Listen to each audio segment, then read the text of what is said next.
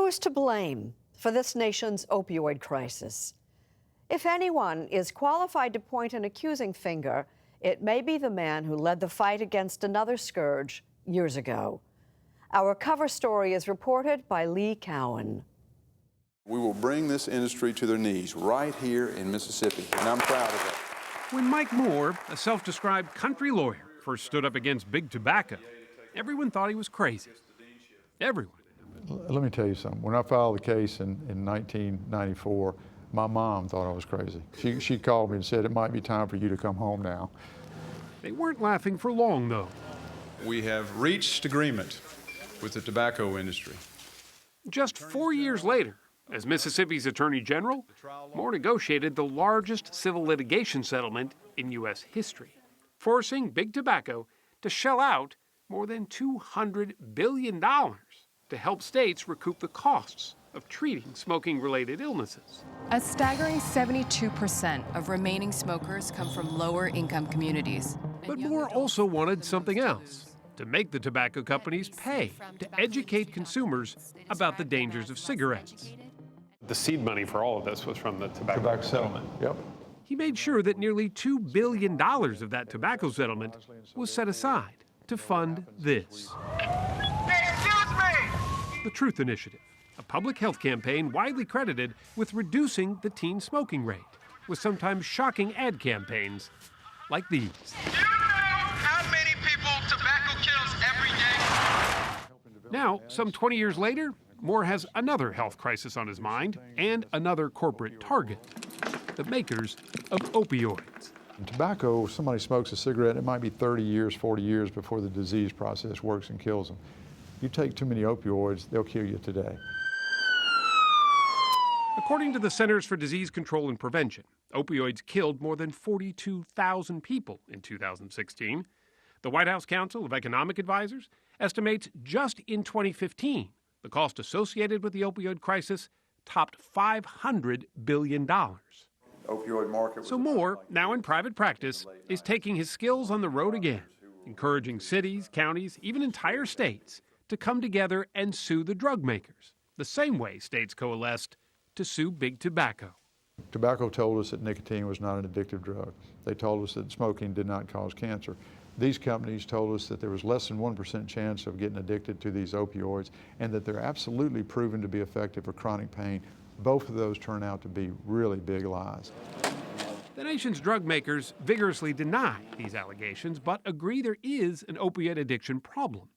However, they suggest blaming them for the entire crisis is, in the words of one drug maker, a stunning oversimplification.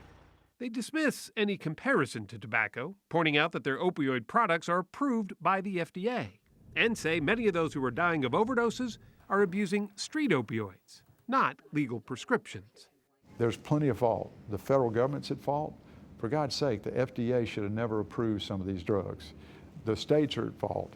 The companies are at fault. Individuals are at fault. Doctors are at fault. There's plenty of fault. We can point our fingers all day long. But with all those places to point the finger, why just go after the drug companies? Well, you can't sue the federal government.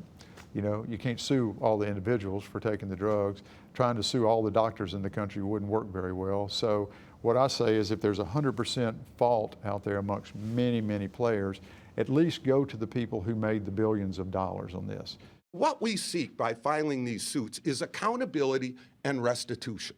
So what started as a trickle has turned into a flood of litigation. And significantly harmed South Carolina and its citizens.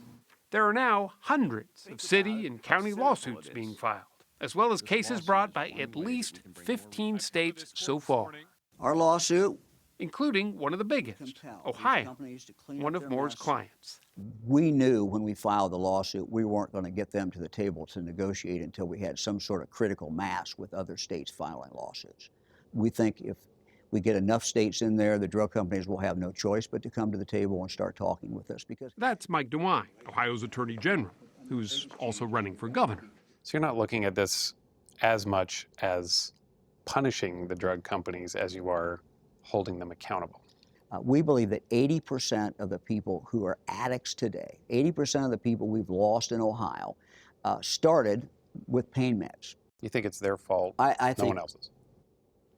Look, I think a great deal of the fault lies at the feet of the drug companies, and you have to go back to these drug companies because they're the ones who misled the physicians. We firmly believe that we're going to win, and we believe that the amount of money that the jury will come back is going to be very, very high. Will it do anything to help the problem? Probably not. University of Kentucky law professor Richard Osnes is concerned that money may be the driving motive behind all this litigation. Trial attorneys, he says, stand to make millions off pooling their resources and forcing the drug companies to settle, which also makes him wary of the precedent that these kinds of cases may set. Other lawsuits of this nature might be brought against other manufacturers. I saw something recently about we ought to sue Big Sugar. You know, sugar does all sorts of bad things for people. So I don't see any end in sight. I mean, if it works for the plaintiffs, if they get something out of it, and of course the trial lawyers are doing pretty well too, why stop? It may come down to a public relations battle. Drug makers don't want to be tied to images of overflowing morgues. But that's just what's been happening in places like Dayton, Ohio, where the county coroner, Kent Harshbarger, had to build another freezer just to accommodate all the bodies of opiate overdose victims being sent his way. Have you ever seen anything like this? Nobody's seen anything like this. The opioid crisis is a whole new death investigation problem. What's different, he says, beyond the size of the epidemic, is its victims. Many are from upper-middle-class families with no history of drug abuse. People like 27-year-old Sean Herman, who got hooked on OxyContin in college. I don't think the majority of people who become addicted, say, to heroin, go out and say, you know what, today I'm going to try heroin. Let's see what that's like. The majority start with pills. His mom, Sharon Parsons, didn't know it at the time, but as the pills became harder and harder to get, Sean turned to street opioids, like heroin. He ended up overdosing on fentanyl, the same drug that killed Prince and Tom Petty. I would say from the time he first became addicted until the time he died was about 5 years. Street fentanyl is up to 100 times more potent than morphine, an illicit opiate that law enforcement can't get off the streets fast enough, says Montgomery County Sheriff Phil Plummer. So how many overdoses were there last year in this county? Last year in this county, we had 3,637 overdoses in Montgomery County. And how did that compare to the year before? It almost doubled from the year before. One of his deputies, Walter Bender, has seen all manner of addicts on patrol, but he's never seen an epidemic on this scale. When was the last time you used? Seriously? Honestly? Yeah, honestly. Did you really? He knows many of the addicts, and he tries when he can to get them into treatment, but he can't keep them there. We took one guy 3 different times to treatment, and each time he walked out, and we told him, we don't want to find you out here dead. And the next time we had contact with him, he was found dead in the woods. Never forget, it could be your child. Don't think that it's not going to happen to you, because 3 of us sitting here never expected it to happen to us. Right. And it did, and the consequences were deadly. Like Sharon Parsons, Paul and Ellen Schoonover lost their 21-year-old son, Matt, to an opioid overdose 6 years ago. He was a big person in life, but maybe even bigger after he lost his life. He may have a greater influence on those who need his help than he could have ever had.